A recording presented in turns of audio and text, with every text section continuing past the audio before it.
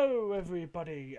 Welcome to. Well, I'm just doing an intro, really. Originally, the plan for this was I was going to have the pair of Exiles and Hardy Tech Yo-Yo joining me for a post pay per view review of the WWE Money in the Bank pay per view that we had Sunday previous.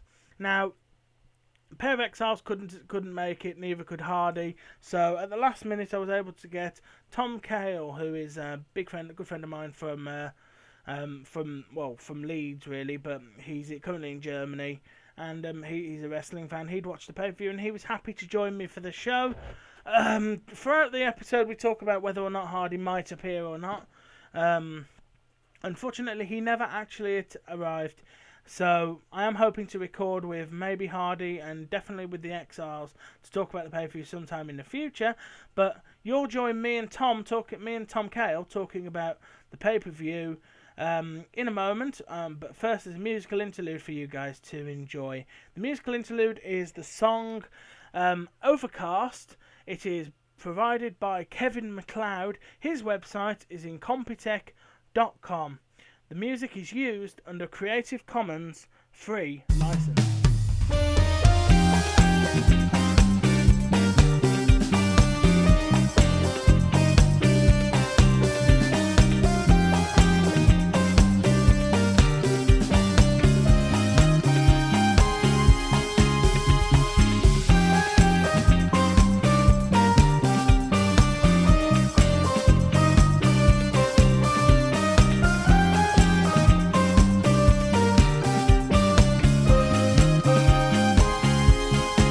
Hello guys, we are here and as you heard in the introduction to this, changes of plans and changes of cast happen all the time. Well, as it turns out, we've had another one of those lovely cast changes. Hardy Tech Yo-Yo hasn't arrived, so if he does turn up, we'll add him into the call, but for the time being, it's just myself, and joining me from Germany is Tom Kayll. It's me again. I keep popping up everywhere with you. It's awesome that you were available at the last minute to take this, but obviously, you and I have both been wrestling fans, and it's about time we did a wrestling post show. So let's get cracking, because obviously Sunday night, we had the Money in the Bank pay per view for 2013. Now, Money in the Bank, while some people do believe it to be a WWE, one of WWE's B shows, it has been quite a good pay per view for the last couple of years, and that continued today, this year. Now, WWE always starts their pay per views with a pre-show, or in this case, the Money in the Bank kickoff. Now, in the kickoff, there's always one match. Now, that match on the kickoff was the Shield, consisting of Seth Rollins and Roman Reigns, defeating the Usos, consisting of, believe it or not, Jimmy Uso and Jay Uso. I was thinking Fred Uso and Bill Uso, but, They were busy. Yeah, the younger brothers. But, so what did you think of this match for the WWE Tag Team Championship? Have you seen the pre-show? I haven't. I'll be completely honest. Yeah, well, I've only seen highlights of the pre-show, and it certainly seems to me that it was a decent match. I mean, obviously, what the hell were the Shield doing on the pre-show? But if you want to get all smart, I heard they got bumped off the main card because they got some heat backstage. Well, I've read that Roman Reigns rubbed Randy Orton up the wrong way at a house show, but this is all speculation, so this is not by any means confirmed or anything. But I read that Roman Reigns had rubbed up Randy Orton the wrong way, and I'd heard that it was Seth Rollins. So Oh right, okay. Well, it all be complete that's what I read. That's what I read online earlier today, at time of recording. So this match went 14 minutes and 48 seconds and ended with a spear, I believe. Probably. Now, yeah. So we'll go on to matches we've actually seen. The card. Sorry. A very quick thought from something that I've observed from sort of having not watched maybe 3 weeks of Raw, then watching the week before the review. When did the Usos start wearing face paint? Years ago. Really? Yeah, legitimately, about a year and a half ago, they started wearing face paint. Have they been relevant in that last year and a half? No, Well, that's probably why I haven't noticed. the Usos have been completely irrelevant until they popped up as the challengers for the Shield, as is common ground in the WWE Tag Team division. When you're not in the title contention, you disappear. You're relegated to Saturday Morning Slam, which is actually a good little show, but Hmm. that's for another time. So the card started with the Money in the Bank ladder match for a World Heavyweight Championship contract. This match consisted of the Real Americans, Jack Swagger and Antonio Cesaro, accompanied by Zeb Coulter, which is the way I prefer to do it, rather than the way it's written on my match card, which is Jack Swagger with Zeb Coulter and Antonio Cesaro with Zeb Coulter. I prefer to give them their tag team name. Well, they came out as a team, They so did. They came out as the Real Americans. Now, I mean, obviously this is going off a little bit, but with them being called the Real Americans, that is clearly a jab at Hulk Hogan for a start. they should have played his music. So They really should come out to Real American. And the thing is, WWE own it as well. I mean, I'm pretty sure it would definitely rub people up the wrong way. Yeah, but that's what you're supposed to be doing. They're bloody heels. It would be so. I would love it. Could you imagine right, if there's a baby face in the ring, right, doing something, I don't know what, and then Hulk Real American hits, I am a real American. and the whole the crowd goes absolute ape shit, thinking bloody hell Hogan's here, and then Coulter walks out flanked by his two blokes. They would get lynched. The crowd would suddenly go from yeah to boo. You know, they would absolutely crap all over it. Yeah, and it would be brilliant because that's the kind of heat you want. Coulter thinks he's a real American. Why doesn't he come out to the song named after it? But that's besides the point.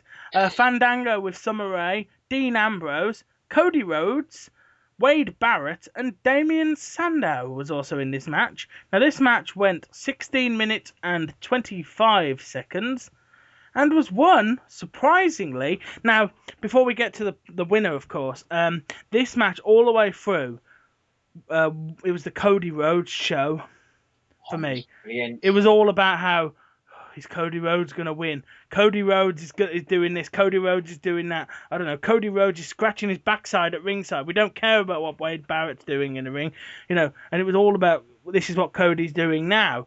And then Cody Rhodes was turned face by the finish of this match, where he was for the third time, I believe, climbing the ladder and reaching up for the briefcase when Damien Sandow came from behind, threw him off the ladder, knocking him out, and taking down the briefcase. So your winner of this match after 16:25 was Damien Sandow. What were your thoughts on this match then? I liked it, but obviously with any sort of pay-per-view or any show, you want to start off with a bang. You want to get the crowd going. I mean, obviously you got the pre-show, but in terms of the main pay-per-view, you need something good, fast-paced. You need lots of action. And this match delivered for me. Obviously, as we said, it was the Cody Rhodes show for most of this match. And I like that. Yeah, it worked. And, they put Rhodes over as being, a serious threat. And, there were large portions where you look at, okay, Cody is going to win this match. But for me, I think I had Barrett as my pick for this match. Even though my Paddy Power accumulator went down one match in because I had Dean Ambrose in this match. Oh, shame on you. Now, before the next match occurred, Brad Maddox came to the ring. For those of you who aren't aware, Brad Maddox was named Raw General Manager last week on Raw by Vince McMahon as a punishment to the crowd firing Vicky Guerrero. I still don't understand how Maddox is a punishment, but it's if Vince McMahon wanted to punish us, he should have just given Vicky a job back. But Brad Maddox comes out, and I skip the segment. So did you I watch? liked it. Did you watch the segment? I did. What did Brad Maddox do? I'm a fan of Brad Maddox. Maddox, as he's known. The guy's so nice. His name is his nickname. Um, the general gist of it was he came out. He thanked Vince for making him GM and said, you're not going to regret this opportunity. Then he thanked Vicky Guerrero for taking a secondary position as one of the panelists in the pre-show panel thing up in one of the Yeah, we fan never spots. mentioned that, did we? We never mentioned that the panel consisted of Big Show, who's been on every panel, um, Kofi. Kofi Kingston, and Vicky Guerrero. Kofi's been on a couple of these panels as well, hasn't Kofi's been on 2, I think, and this is Vicky's first one. he? Yeah, Was it hosted by Matthews or Young? Matthews. I prefer it when Young does it. I don't know who Young is. You don't know Renee Young? Is that a dude or a Girl, No, I've not seen that. the blonde lass who did one of them. Doesn't she do SmackDown interviews? Yeah. She's useless. Well, she's a pretty good presenter. She's better on those panels than doing interviews, because if you know anything about her, she used to be a Canadian radio and TV host. I love Canadians, but okay. You may have heard of her as Renee Paquette. I haven't heard anything of her. Oh right, okay. Well, she was in the same circles as Jimmy Corderas and Arda O'Cal. Okay. She was on a show with them. All right, cool. But either way, she on the Maddox obviously came out, and did he not then show a video that was supposed to be highlights of Vicky Guerrero, but it was all of her embarrassing bits? Yeah, it was sort of a special video of all of Vicky's highlights and big moments within the company. So they involved things such as her and Big Show making out, the time when she slapped Edge on the arse, times when she's fallen over, basically all the points when people have laughed at Vicky Guerrero. And Brad Maddox has stood in the ring really proud. And then he's tried to start a thank you Vicky chant. And I think maybe a very small portion actually start saying thank you Vicky, but most of them sort of decide to counter that by chanting "You got fired." I am very, very surprised, given where they were in Philadelphia. When he tried to start a thank you Vicky, he didn't get a fuck you Vicky, because this is Philadelphia and this is one of the most rabid audiences known to man, because it's the ECW audience, isn't it? Especially with Heyman and Punk on the card. And RVD. But obviously, obviously, I mean, the segment was a bit of a throwaway, and it should have been a Raw. It felt like a Raw segment.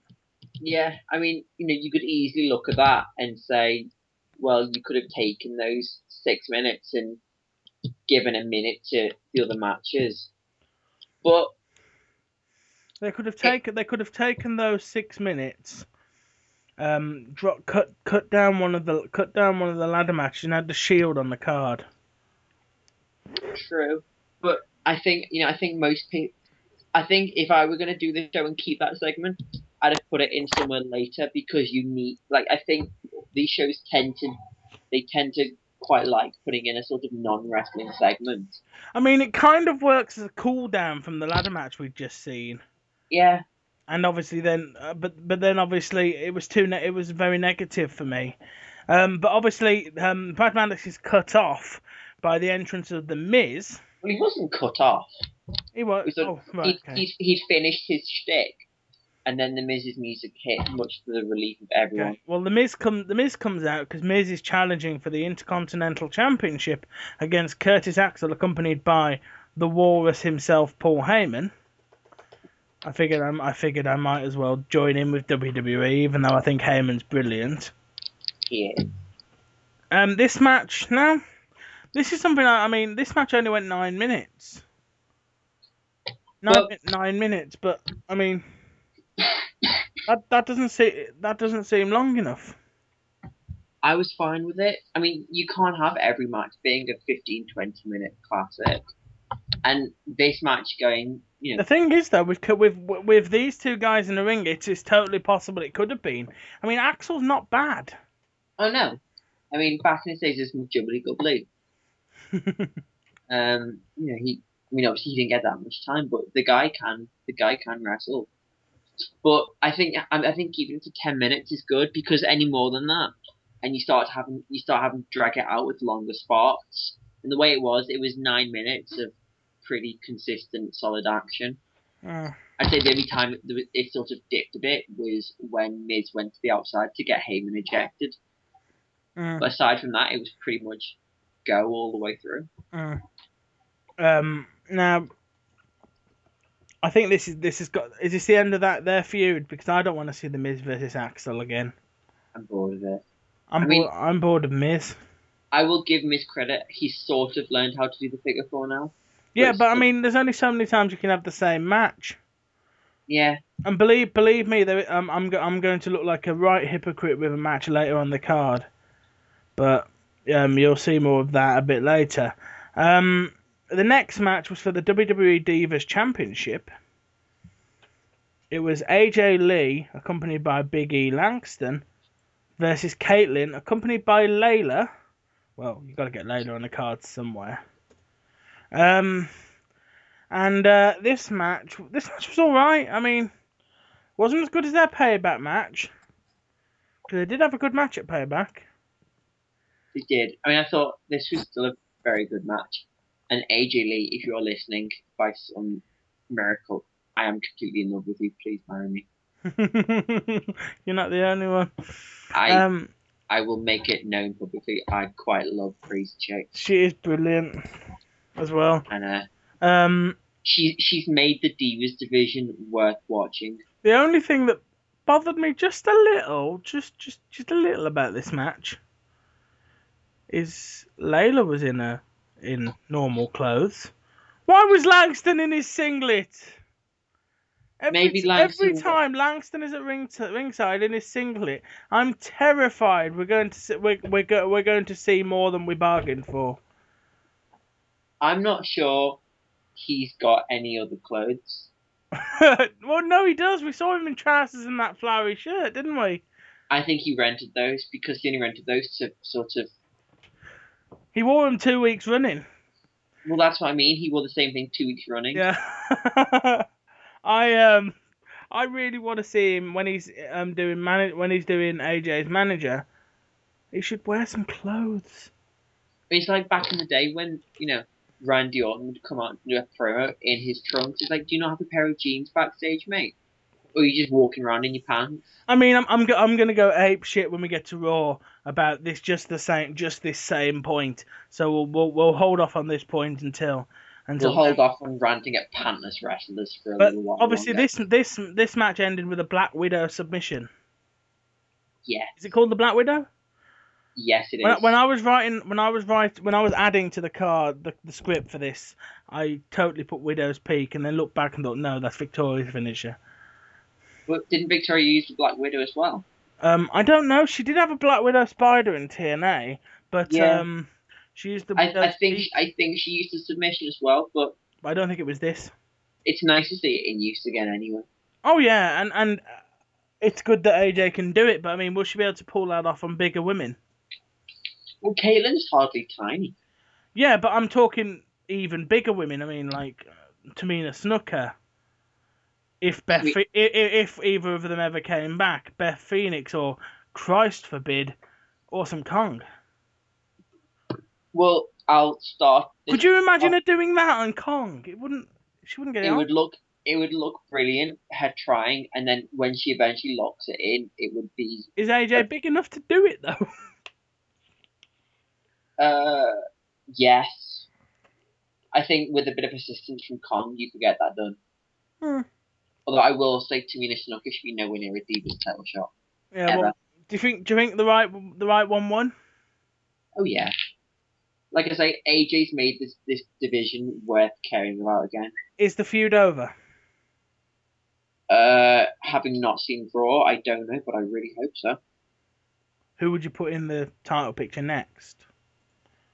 I would just have AJ going out there skipping around the ring for me.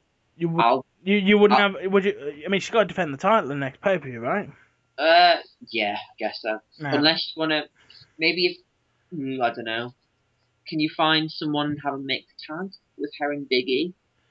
I mean, Well, Layla could face AJ. yeah, maybe Layla, Although personally, I think it's going to be Neidhart. possibly. Because I think Neidhart is big front and center on this Divas reality show for the E Network. I I I I'm just slightly surprised Layla didn't turn on Caitlyn in this match. Yeah. But not that I'd be overly interested in seeing their match. I just thought it was something that was going to happen. Next up is the only match on the card that didn't have anything on the line. That's a good point. The I noticed that. only match on the card that had nothing at stake, would be that a championship or a contract or Apart from that last shred of Ryback's credibility. Yeah, Ryback versus Chris Jericho. Now, do you think the right person won in this one? Ryback, am I right in saying this was his first pay-per-view victory? First pay-per-view victory for a while. Did he win it beforehand? I think he has won on pay-per-views, but we're talking like a year and a half or so back. I don't think so. I'm pretty sure some very, very early pay-per-view matches he had with jobbers. Maybe. Didn't he beat like 5 jobbers in one match at one point? Oh, maybe. When I say jobbers, I don't mean like 3MB. I mean like Thomas Harper, Peter Smith, Nigel Johnson, Bill Barnes. Those kinds of things. Yeah, local guys. Jimmy Diamond.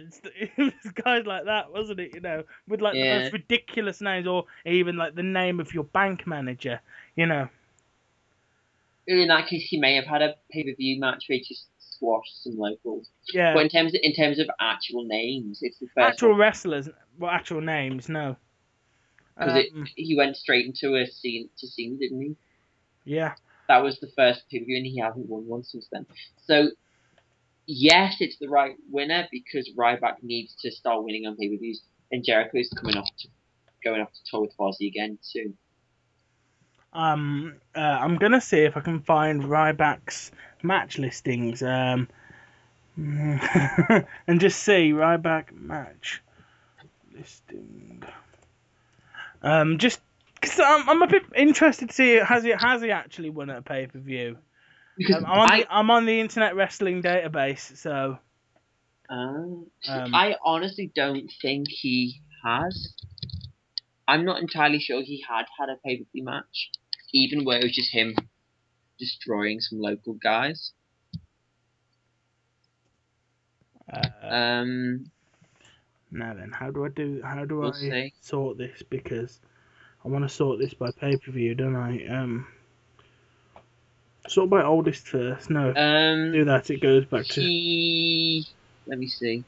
He defeated Camacho at Over the Limit last year. Did you get there first? You got there before me then. At Extreme Rules last year, he defeated 2 jobbers. Over the Limit, he defeated Camacho.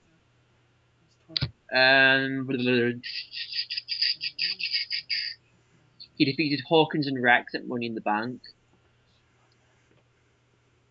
His first real feud was then against Cena. Okay, so yeah, he has won at pay-per-views, but not like major matches. Not anything that anyone really cares about. So where do we think he goes next? I mean, on Raw last week, it was heavily hinted at him caring about Vicky Guerrero. So could she be his manager? Possibly. I mean, they certainly do with a mouthpiece. Yeah. Oh God, he's awful on the mic. They need to get Vicky back into it somehow. Yeah. And I mean, he could certainly do with a mouthpiece, and it would kind of work. And anything's better than I am Ryback. You know, because Feed me he more. he was like very Shakespearean, wasn't he, with his promos? I mean, I you could am Ryback and I have this hunger that cannot be quenched. The only way that this hunger can be quenched is by beating people up. Because I am Ryback and I will be fed more. That was his promo, his early promoing, wasn't it? Yeah, I mean, it's sort of like with Jack Swagger, where Swagger's not the greatest on the mic. So you give him Zeb Coulter, and all Swagger has to do is say "We the People." All Swagger has to do is say we the people, grow his fringe out and look fucking angry. Exactly. All Ryback. Swagger looks brilliant standing next to Coulter. Have you seen any? Have you subscribed to We the People Zeb on YouTube? I have not. You should. It's basically I it's Zeb Coulter's YouTube channel. But I get rerouted to the German website now, and I don't see any of this exciting stuff. Thank you, Germany, for geo-blocking everything in the world. Can you actually access it from a German internet then? They reroute me to the German page straight away, All right. and Okay. to actually get to the US one, it is far more work it's far more effort than it's worth. Well, even But this will work for you. It won't work for the people in the comment section. But I'm currently dropping it in our conversation window. excellent. There you are. But he puts up promos with his bloke standing next to him, his charge, because it was originally Swagger, and in recent ones it's been Cesaro. And I think he's bound to do one eventually with both of them. But yeah, Cesaro looks good in that. He does, doesn't he? Yeah, Cesaro actually looks pretty good in these. But we'll get on with the next match. The next match is Alberto Del Rio defeating Dolph Ziggler via interference. Another successful victory for Bert River. It was one hell of a match, though. Yeah, wasn't as good a match as they had at Payback. I know. I mean, as I said before we hit record, I've not been completely convinced by these two guys, and it seems like we're already getting to that pattern where they're just gonna have endless amounts of rematches. I mean, I know we're going to be talking about Raw, but they had a rematch on Raw. Really? Yeah. Point proven. Same bloody finish as well. But no, I liked it for what it was. It was a good, 15 minutes or so. And because of the way the match ended on Raw, which we will talk about when we get to the Raw part, Ziggler's kind of still the number one contender in my book. That's good. Looking forward to one more rematch at SummerSlam. Which means I think we have another match at SummerSlam, unless Alberto does the whole, well, I beat him twice now, and I don't want to wrestle him again. No. But I think you can still argue that Ziggler's the number one contender. But yeah, just to clarify, this match ended with AJ Lee coming down to ringside, Ziggler getting visibly distracted by the most beautiful woman in the world at ringside, as you can expect a man would. And then, telling her to go away, which, there's mistake number one, mate. You don't tell a beautiful woman to go away when she's interested in you. But especially if she's also crazy. Yeah, he should have just ignored her being there and just sort of gone on with the match. But besides the point, Alberto pulls down his knee pad, ready to use his knee brace on Ziggler's head. Still weak from his concussion a while back. AJ jumps into the ring and smashes Bert over the back of the head with the Divas title. And the match ends in disqualification victory for Alberto Del Rio. Good match, and then obviously afterwards we got Dolph and AJ sort of bickering a bit, and Ziggler walked off and left AJ. And well, to follow on from that story, which we will follow on to on Raw, things change, but we'll talk about that. It's in the bloody script, but good. I'm hoping they've broken up. Yeah. Good. The next match, John Cena, the champion, defeated Mark Henry via submission for the defending the WWE Championship. I liked seeing Mark Henry in the title match. Yeah, I love Mark Henry. But having hindsight at the time, thinking of because it was obviously people had released it on various websites that it was going to be Cena Bryan at Money in the Bank, not Money in the Bank, SummerSlam. I kind of knew how this match was going because part of me, deep inside, after that promo, wanted Mark Henry to win and take the title. Yeah. I mean, even if he'd just taken it and dropped it, sort of. Well, one thing this I said, and that's something that I thought could have happened, is you could have done Cena versus Bryan at SummerSlam and had Cena lose to Mark Henry by having Bryan win the Money in the Bank and cash in on Mark Henry between now and SummerSlam. And then you could have done Bryan versus John Cena at SummerSlam with Bryan defending the championship, Cena coming back to take back the championship that he thinks is rightfully his.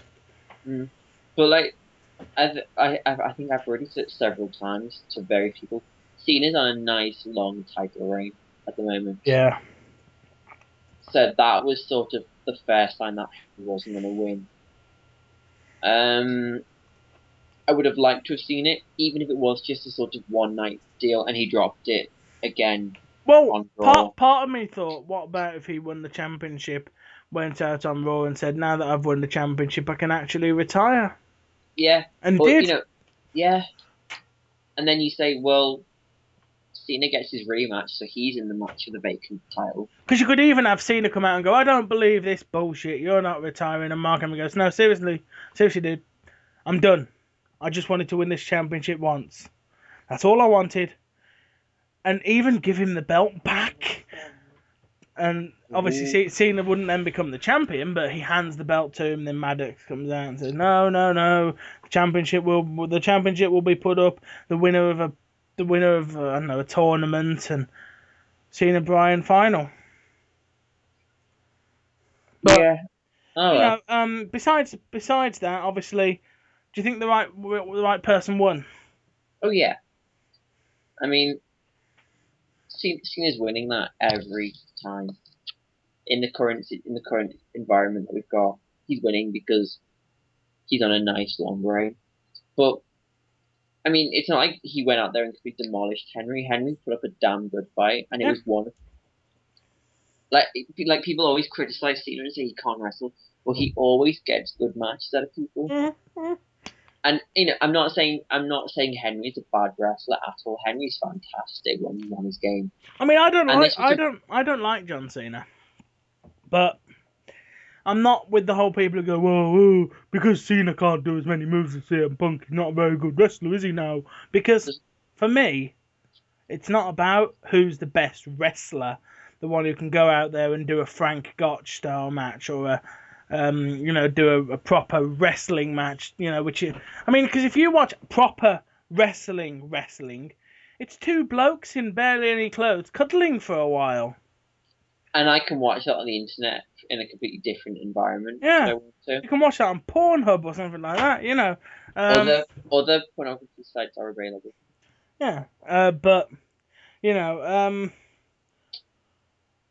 that's the thing you've got to look at because not porn, but you've got to look at the fact that what we're watching isn't wrestling. No, it's telling a story. It is. A lot of people. Somebody said to me recently. They said, "You watch that wrestling, don't you?" I go, "Yeah." Well, you know it's fake, don't you? So it's fake.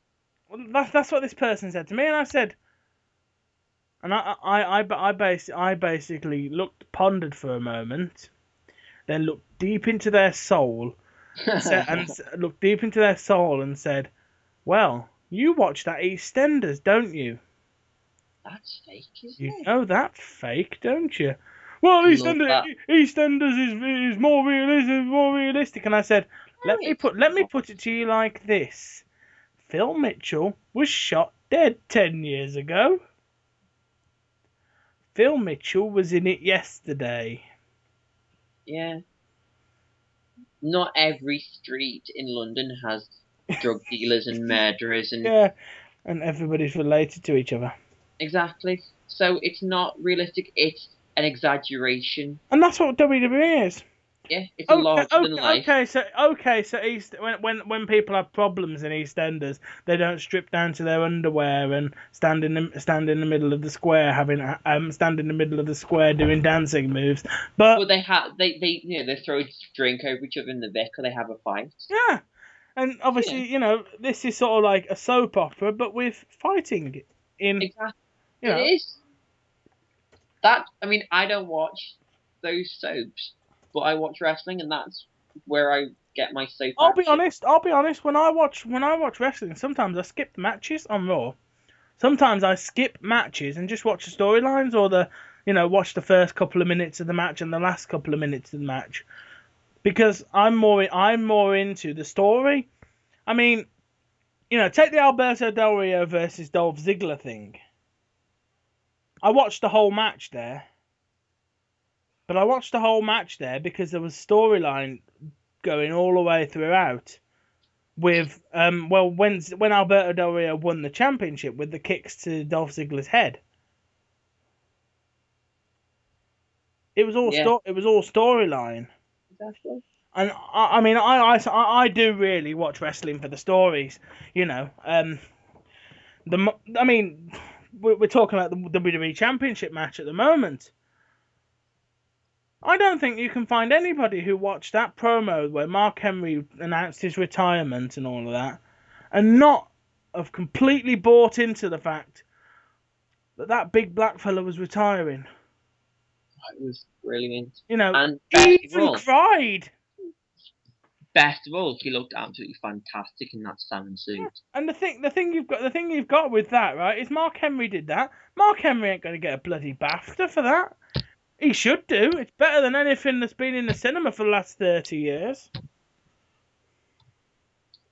Yeah. And that's the thing, right? I genuinely think WWE should start entering their people for TV awards. Seriously?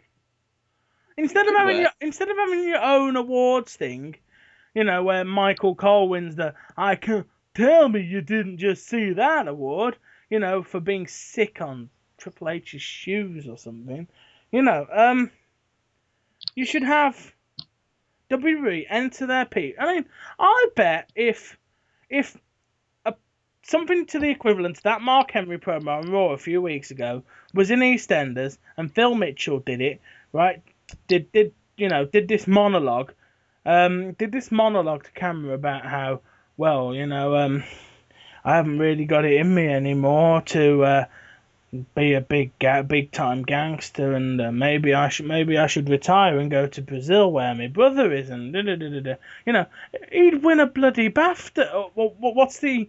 What's those awards that's on ITV that everyone goes mental about on the internet, and then nothing ever happens from them? Best actor, British Association TV Awards, something like that. Yeah. BTAs or something. But I just think WWE should start entering their people because some of the WWE promos are better than most of other TV. And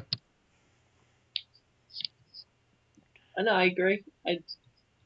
I mean, technically, if WWE wanted to be smart and they entered some television awards, they could enter Bray Wyatt as best newcomer. Oh. Play those vignettes. Could you imagine if at the British Television Awards you've got, so, ladies and gentlemen, here are your nominations for Best Newcomer. And Best Newcomer is Simon Smith from Emmerdale. And he's up against John Johnson from EastEnders. I'm just doing random names, by the way. And he's up against Phil Jones from Holby City. And he's up against Bray Wyatt from the WWE. and then And then and then it just cuts to like Bray Wyatt, and in his rocking chair. yeah, and then he comes out and picks up this award, does a promo, and everyone's confused. I mean, it really confused a lot of people. Completely. I mean, they really need to get the Wyatts in public doing this crazy stuff in public. I mean, they're not a comedy gimmick, but could you I don't know, could you imagine the Wyatt family doing the shopping? Could you imagine that? I mean, to be honest, that sounds like the sort of horrible comedy mid-card stuff that they could end up doing in a year or so if they're not used I properly. still think it'd be fun. I still think it'd be brilliant though. Oh yeah, You but know. we'll save that for when they've sort of been ruined. Anyway, should we move on? Yep. The main event of the pay-per-view was the Money in the Bank ladder match for the WWE Championship contract, contested between Christian, yay, Woo! Sheamus, boo. Fella. Well, okay, let's do this in the order people came out. Rob Van Dam, rah! Eyes pointing, you can't see that. Yeah, CM Punk, rah!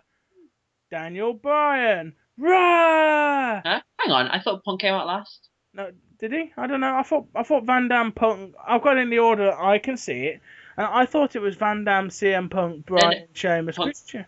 Punk came out last. So what order did people come out in then? I know RVD was first out. Well, it was sort of RVD. Rah! I know. It was like loads of big cheers, like RVD, Daniel Bryan, and then it was like Sheamus, boo! Get this pale bugger out of our Philadelphia, And then sort of like, but either way, this match was won by Randy Orton. Brand. That was actually natural, but I just went with it. I mean, I didn't want him to win. No, but you had all the signs pointing to Daniel Bryan winning, so he wasn't going to win. It's the way the world works. If you make it look glaringly obvious that D-Bry is going to win that match, there's no way he's winning it. Yeah, but you know what you could have done? What? This match originally had 7 participants. But it worked really well with 6. I think if you have that 7, you give less time to the other guys in the match. Yeah, but what about if that 7th was Bray Wyatt? He's not an all-star. Yeah, but I mean, in terms of he took out Kane. Oh yeah, I see your logic, but if you're billing this, I mean, you wouldn't. match, I didn't even want them to announce him as a combatant. I just wanted everybody to be knocked out on the floor. Everybody out, I don't know, Randy Orton's hitting RKO on Rob Van Dam off a ladder or something, and everyone's knocked each other out, and everyone's like, that moment when it's all quiet, and then somebody sort of comes to life, and then they're climbing the ladder, and oh yeah, I'm gonna win, then somebody else reappears out of nowhere. Yeah. At that point, you should have just had the Wyatt family music just kick in, and then the 2 brutes run down into the ring, set up a ladder, standing at both sides, holding the ladder with their arms but facing outwards so that they're ready to defend, and then Wyatt casually climbs up the ladder, takes down the briefcase. I mean, because the thing you could have done with that, I mean, this isn't something I said, but somebody else did. I'm going to turn that off. What you could have had, if Wyatt had ended up with the briefcase, could you imagine him coming out to do promos, sitting in that rocking chair with the briefcase on his lap?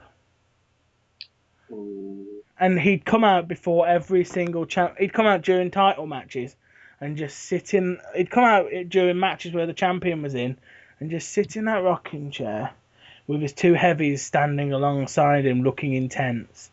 and he'd just sit in that rocking chair, rock back and forth with that briefcase on his lap, just wrapping his fingers on it. You know what I mean when I say wrapping his fingers, like Yeah. yeah, like that, and just sort of wrapping his fingers on the top of that case while the match was going on. They could have done that for bloody months before he cashed in. Could have gone for months and months. Oh well. I mean, I think the way it was fine, and I definitely wouldn't have wanted to have had. I think the way it was with the six, it was fine. Having, like I said, if you had the seventh man, it means you have to take some of the spotlight off the other guys in the match, and it worked well. I mean, I'll be honest, there were bits in that match where it got disgustingly violent, and some of the stunts they were coming up with were just disgustingly brutal at points. And everyone took horrible shots with a ladder, which makes me wonder: does the rule about unprotected shots to the head not apply with ladders? Because a lot of guys took headshots with a ladder in this pay-per-view. If you look at I think it's because you can't get as much purchase with a ladder. but you can hurt someone a hell of a lot. I mean, look how many people got injured from this match, even if just people that came up with cuts and lacerations on their head. A lot of people got injured from working those two ladder matches, and you have to wonder whether they'll look at that next time and put some sort of restriction on guys doing stuff involving heads, because you can easily pick up, if they're worried about concussions and whatnot, which they should be. You could easily pick up a concussion if you hit someone in the head with a ladder and they don't get their hand up in time, or you just hit the wrong part of the head and boom. That's in the case of the Raw match, that's a big name out for a few weeks. And yeah, I can completely see where you're coming from, mate. that was the one thing that stood out to me from this show. Yeah. And obviously, because you don't see that much brutality in a WWE show these days, it stands out a lot more, which obviously has the positive effect in that you watch and you think, oh god, that's actually really brutal. Yeah, for sure. As an example, like I said, I was watching the show last night, and my flatmate said to me this today at work. She said, "Were you shouting to yourself last night?" I was like, "What do you mean?" She went, "Oh, it was about midnight. You were shouting to yourself, and I thought you were going crazy again." I was like, "Oh no," and I figured I was watching the main event, and that was when Punk gets clobbered in the head with a ladder. Yeah.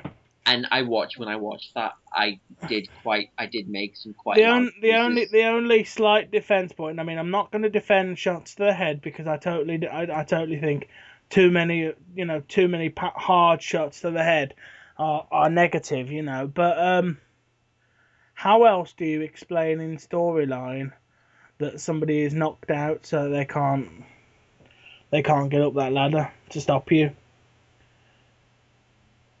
Yeah, I see fine, but there are other. I mean, obviously, you could say, okay, I'm going to smash this ladder into your knees for 5 minutes so that you can't stand up till next Wednesday. But I mean, they've gone that way in the past where they've had someone take out the legs. I think that was with the last man standing matches where you've had someone take out the legs so they can't stand. duct tape. Well, yeah, or use duct tape. And I see your point that you do need, you almost do need some extent of headshot. You need something to explain blows to the upper why these part people are of the body. actually unconscious. Oh yeah. So your options are, at the moment, I see only two options.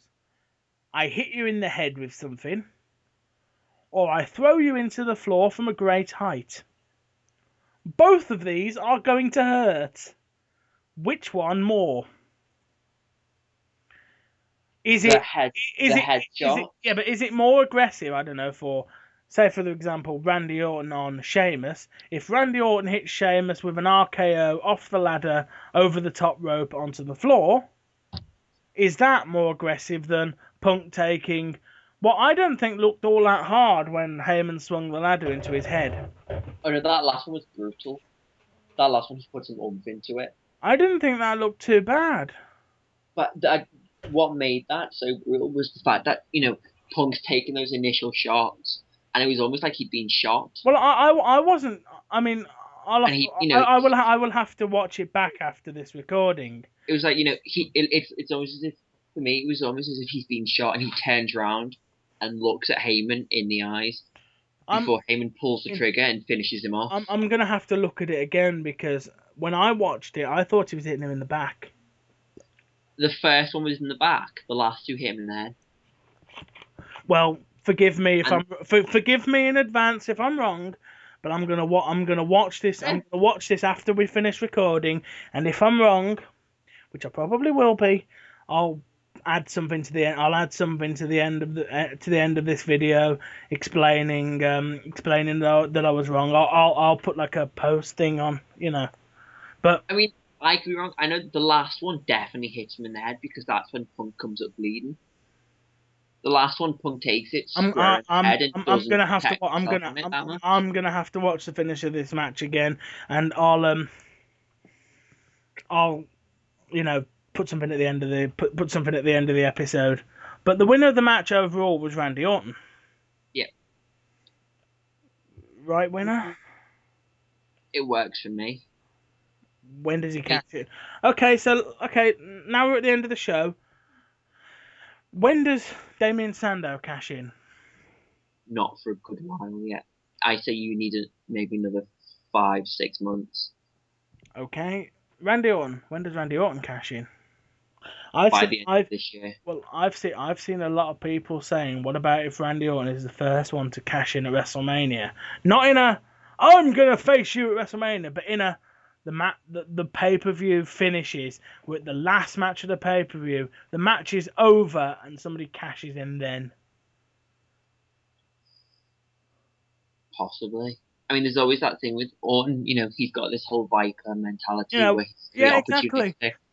And that could be the point when it's the right time to do it. Money in the Bank is perfect for Randy Orton because of the way that Randy Orton has got that RKO that comes out of nowhere.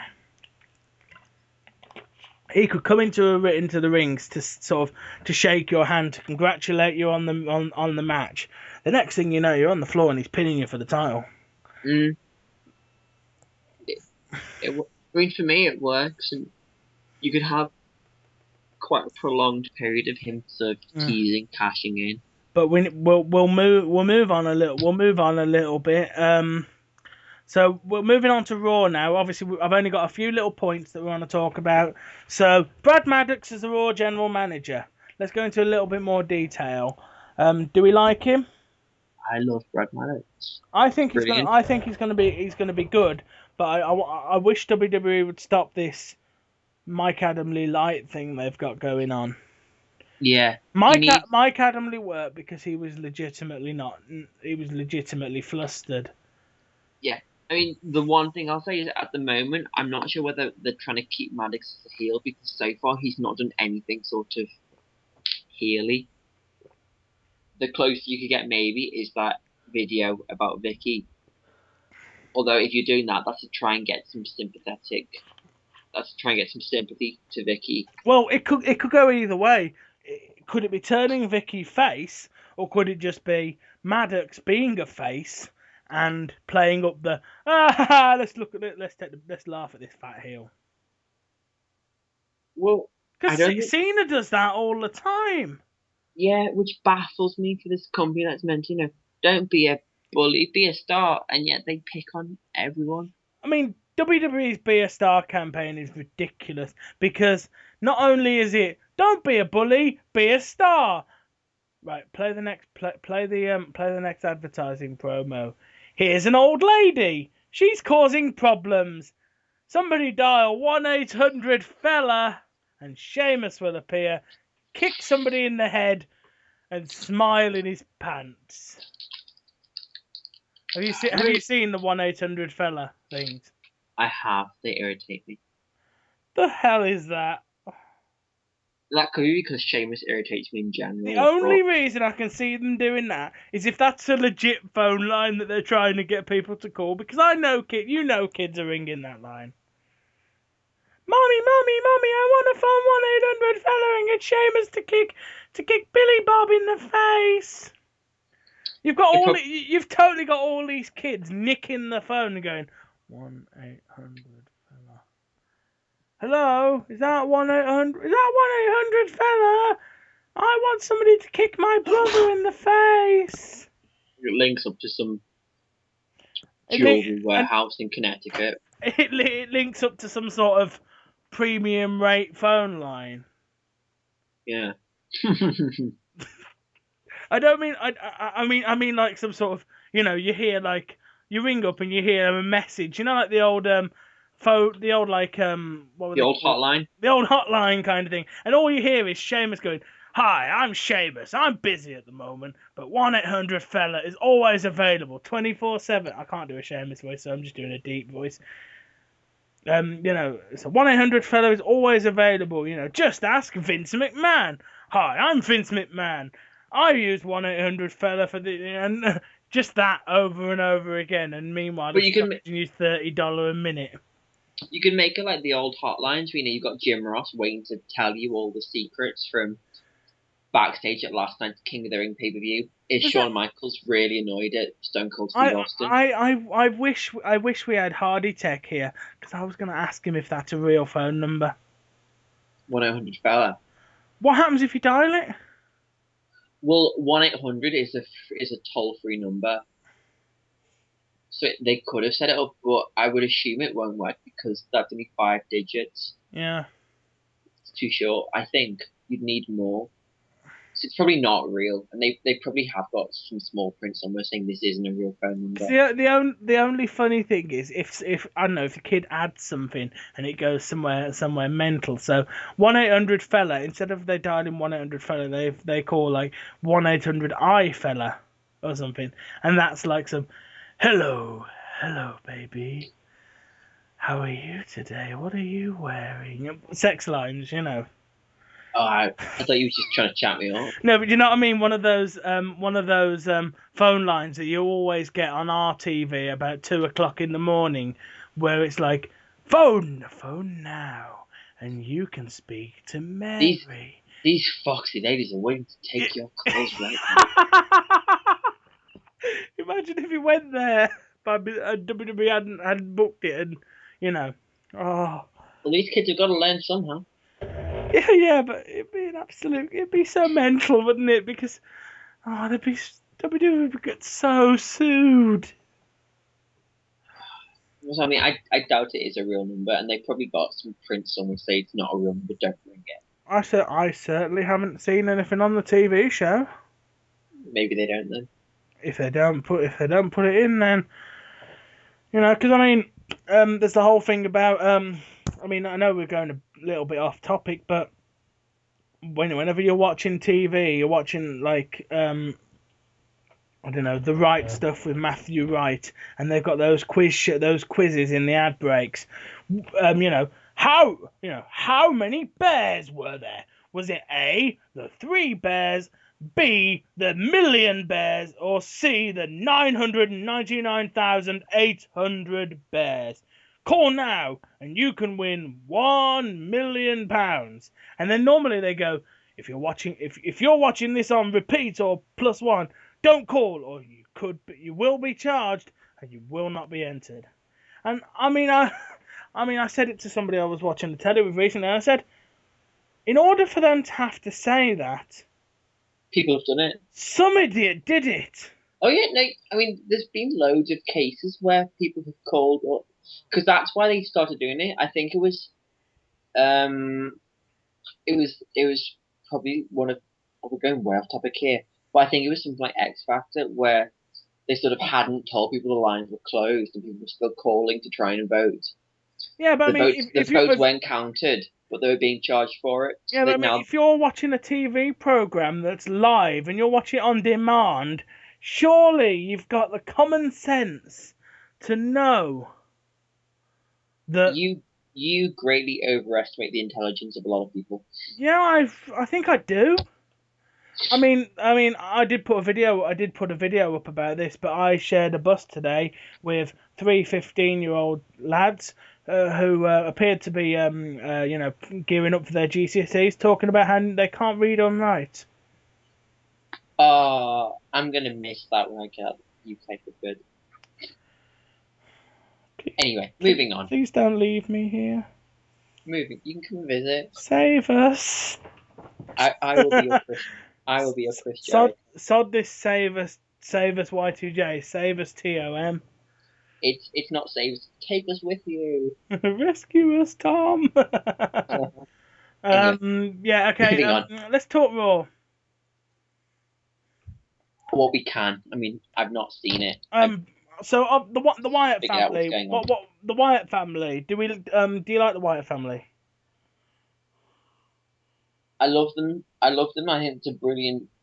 It's one of the best introductions to a stable that we've seen in a long time. Where do you think it goes next? I mean, you and I talked about this off prior to starting the recording. I think I think they might want to recruit someone else. I think that's what it seems to be heading towards at the moment, where they want to brainwash at least Well, one the more person. in the adverts, in like I say adverts in the The vignette. in the vignettes. Isn't there a girl? Aren't there girls in the trees? Isn't one of them Bailey? Possibly.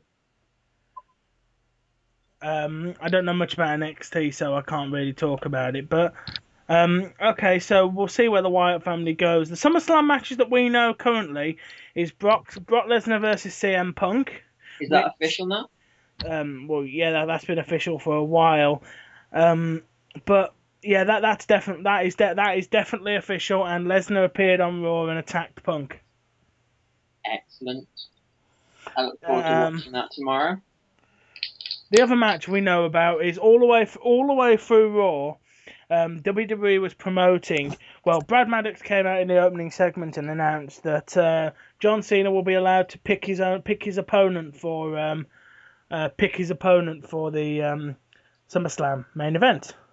And Cena made all those jokes about, do you know how much power you've just given me, Maddox? As if scolding him like a little boy you've caught him with his hand in the cookie jar. Do you know how much power you've given me? Do you know that I could pick to have a match with Justin Roberts at SummerSlam? I could have a match with Michael Cole. And then the camera cuts to Michael Cole looking scared. And Cena goes, I'm not going to pick you, Michael. You're all right. I could pick Zack Ryder. Hell, I could even pick Heath Slater. And doing all of that. And then in the closing segment of Raw, John Cena does the whole thing. Now I'm gonna say names and you guys can cheer them. So what about Great Khali? What about a member of 3MB? Cricket. What about? I'm trying to think who he went with. What about? I think he said. What about RVD? What about Chris Jericho? And eventually he said, "Well, I've made my decision." No. After he does that, he goes, "So is there anybody I've missed?" Pause. The crowd start going, yes. Yes. Yeah. They started going yes, and he goes, "No, I don't think I've missed anyone." No, seriously, is there anybody I've missed? Daniel Bryan. Daniel, and there was a Daniel Bryan chant, and then he goes, "Well, my opponent for SummerSlam is Daniel Bryan, who pushes his way from the back of this crowd." Obviously, the shortest man in the thing was like behind all the big blokes, because he pushes past Wade Barrett and comes out, and then they have a face-off in the ring. Cool. I look forward to that match. Yeah, I think that's going to be a great match. We've already talked about when the briefcases will be cashed, and the only other thing that really happened on Raw that I paid much attention to, I mean, obviously the Shield attacked Mark Henry. Where do we think that's going first? A 3-on-3 or a 3-on-1? You can't. I think there'll be a 3-on-1 match first. Possibly. And they'll beat Mark Henry down to the point that he knows he has to go and get help, or. Yeah, and then you get a 3-on-3 at SummerSlam. Who would you do in the 3-on-3 though? Who would his partners be? Not a clue. Maybe throw the Usos in there again if they're still feuding. Mm-hmm. Maybe. It depends who's not on the card. If they want to get on there. Get destroyed by the Shield. Yeah. The last thing that I noted on the card is AJ Lee and Dolph Ziggler are finished. Yes, I've got my chance now. In a backstage promo, Dolph dumped her. Then he had a rematch with Alberto Del Rio, and AJ came out during the match, skipped a full circle around the ring, and cost him the match, but from distraction. And then the camera cuts to her at ringside, and the commentators are making up the thing about there's no danger, there's nothing in the world like the fury of a scorned woman or something. Hell hath no fury like a woman's scorned. Yeah, JBL says that. I think Michael Cole says it, and JBL was making reference about, well, he kicked her to the curb, he deserves it, and you know. Mm. And then Langston throws Ziggler down. So I'd say there's your SummerSlam match for those two. Langston versus Ziggler. Yeah, which is a bit awkward because Langston could do with some momentum, but you need to keep Ziggler strong. So they kind of back themselves into the corner there because someone's going to have to come out of it on the losing end. Yeah, for sure. Was there any more to the Triple H Vince McMahon power struggle? Well, apart from the fact that Maddox was in his office and then Stephanie McMahon walks in on the phone, he talks to Stephanie. And they're basically playing up the things that the McMahons are still. Only Triple H and Steph were on the show, but they basically played up the fact that Stephanie was asking questions about how the show's going to what Maddox thought to Maddox, and then Maddox answered, and she goes, "I wasn't asking you, I was asking," and then Triple H walks in from behind, and Triple H just appears. So I think there's two doors to Maddox's office, or Brad Maddox is blind, one of the two, because either there's two doors to this room that they were in, so Triple H walks through one of the other doors, or Brad Maddox is blind because Triple H has been in his office all night. It's one of the two.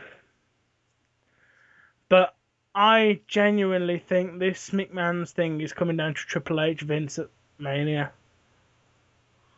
That's what I've heard. But but not with Triple H, not with Vince wrestling. Well, I think Vince will wrestle. I don't want to see Vince have a heart attack and die at WrestleMania. How would they do it then? Would Vince get someone in? Ask Batista. Why not Batista? Get Batista back short term, and get Vince try and use Batista to take the company away from Triple H for good. You'd either get Triple H to wrestle or get someone else to do it. Is it too far? Is it too far flung to go with the fact that because Vince is sort of the heel in this, Vince could hire Brock Lesnar? Possibly. The only thing is you've got the whole big glaring thing that's the man who broke his arm, I mean, he broke Triple H's arm and he threw Vince down, but you could play up the fact that money talks and money talks, and even though Brock Lesnar couldn't, Brock Lesnar wouldn't piss on Vince if he was on fire, but gets paid a book. He gets paid. Vince McMahon says, "Well, I'm Vince McMahon. I'm a billionaire. God damn it! Here's $500 million or something." Yeah, it's possible. Yeah, I'll do that. I mean, I honestly wouldn't have Vince wrestle. I would have it as someone else, or if you're going to have Vince wrestle, make it a tag match of some sort. I mean, I don't think it needs. Shane's. Have you seen Shane recently? He's aged so bad. That's what I was going to say. He's aged disgracefully, but that's Shane, but Shane's still, what, 40? Yeah, 38? something like that. As old as he might look. It's nothing a bit of just for men won't sort out. Well, he doesn't. Does he need it? Ric Flair had white hair when he was 40, 30, didn't he? But Well, he was blonde. But you know, some men go grey early. Doesn't necessarily. I mean, Shane probably isn't exactly in ring shape at the moment, but I mean, because one, somebody was saying, I don't know who it was, so I can't really credit them, but they were saying, what about if Shane McMahon appears with like big scraggly beard, his hair grey and too long and matted down the side, and he plays up the fact that Stephanie tricked him out of the company, and he hasn't got any money left. so what you're trying to say is that Shane McMahon should be Ian Deal. Well, yeah, sort of, because they did that on EastEnders, but you could do it. I don't know why I know that reference since I don't watch the show, but I do. Yeah, So but Shane comes in and is sort of like, well, I want the company back. I want the company yeah, back because since you've been in charge, the company's gone to shit, really. You know, I want what's rightfully mine, damn it. I want what's rightfully mine. I'm the prodigal son, god damn it. I'm Shane McMahon, and Where's my inheritance? yeah, well, sort of, yeah. I want my. Where's my bloody inheritance? I don't want you to destroy the company that my father and my grandfather built before him. You're wrecking it. When I was around, we didn't have Brock Lesnar problems. Granted, we had steroid problems, but that's besides the point. Um, Don't talk about those. uh, and but when I was around, nothing major happened apart from Benoit. But well, that's beside. You know, Well, it's not like they made Benoit strangle his kid and his wife. yeah. Uh, They may have done. I mean, no, don't no, know. no. Let's not go there, dude. Let's not go there. I can see, Oh yeah, I can see us getting in loads of trouble for talking about that. that's true. Well, I say us, me. Yeah, no, I'm hosting this shit. But in terms of it's different times, different areas. I mean, from what I gather, Shane's quite happy not having anything to do with it. yeah, But I miss him. I miss him. He was the most charismatic of all of the McMahons. He did better promos than any of them, and his music was awesome. here comes the money. I mean, if you just think about it, right? If you were having all three McMahons, I say all three McMahons, I'm forgetting one there. including Triple H, Triple H, Stephanie, and Vince having an argument in the ring, and then suddenly, Shane's music hits and he walks out onto the stage. You could have that camera shot of, Cole's like, no, that can't be Shane McMahon. Shane McMahon's been out of the WWE for years. What's Shane McMahon doing here? And then the camera cuts to Stephanie with that look on her face, with that look on her face, like she's just realised. Oh my God! When I fart, it smells. With like really, really wow. Oh my God! Really, really wide, shocked expression. Triple H could also be doing it, and Vince could be doing his, huh? I mean, well, Vince sort of did that. If you watch the video where Shane McMahon buys WCW, which starts the invasion off, Vince's face when he realizes that Shane's bought WCW, that look. The look of sort of horror and Oh my God, that sort of, and you could so do it, but yeah, I think we've covered most of what we need to cover. Is there anything else you wanna cover, Tom? um, no, I think we sort of hit everything that's sort of majorly going on. Yeah. So this show will be back. This show will be back after the next pay-per-view, which I think is SummerSlam. I don't know when that is. That is on August the 18th. So the week following August the 18th, this show will return for a discussion on the SummerSlam pay-per-view, what happened, and possibly the Raw after. I don't know who's going to be on it yet. It could be my friend Tom here. I could get the original guest that I wanted for this. And there might be something up with the pair of exiles later in the week if we're able to sync our schedules up so that I can have a chat with them about the pay-per-view. But thanks for filling in at the last minute, mate. Not a worry. And maybe I'll have you on as a legit guest on the next one, if you're open to it. Yeah, sure. You'll be back on UK time by then, won't you? For SummerSlam, no. Oh. I'll be in my last few weeks of Germany. But thank you, everybody, for watching this video. Do remember, I'll tell you what, tell everyone where they can find you on social media, Tom. I'm on Twitter at Thomas Kayll. That's Thomas spelled like it usually is with a H, and Kayll Kayll. And then if you want to listen to more of my ramblings and life, I have a podcast called Trailing Thoughts, which is on iTunes and Stitcher. Look it up. It's linked on my Twitter. If you look at the picture in front of you, you'll also see our Twitter handles are on the screen. But I'm available at Tom Williams 1990. So thank you guys for taking out some of your time to listen to this. And we'll see you at the next pay-per-view.